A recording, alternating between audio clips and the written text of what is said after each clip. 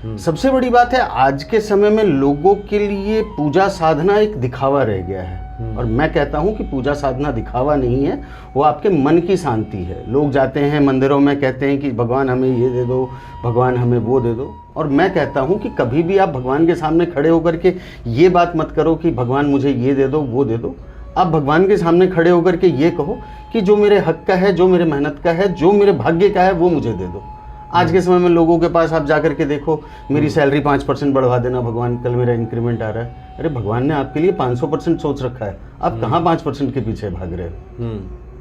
तो रही बात हनुमान जी की भक्ति की, तो लोग तो कहते हैं कि माता पिता है ना वो हनुमान जी, तो उनसे नहीं मांगेंगे तो किससे मांगेंगे? तो मांगने की आप मांगो ना, आप मांगने के लिए क्यों मांगते हो? आप उनके ऊपर छोड़ दो ना कि आप क्या डिजर्व करते हो।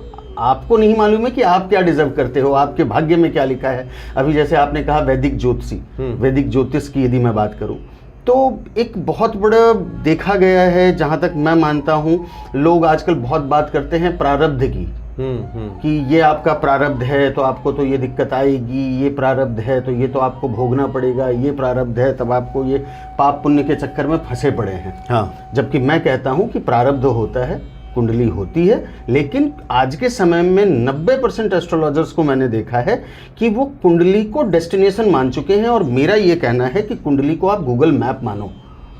हम अभी गाजियाबाद में बैठे हैं और हमें दिल्ली जाना है, तो हमें उसे गूगल मैप की तरह मानना चाहिए। जब हम एक डॉक्टर के पास जाते हैं, डॉक्टर को कहते हैं जी हमारे तो छाती में दर्द हो रहा है, तो डॉक्टर एक हमारा एक्सरे करवाता है, एक ब्लड रिपोर्ट करवाता है। तो कुंडली हमारे लिए वो सिर्फ डायग्नोस रिपोर्ट है।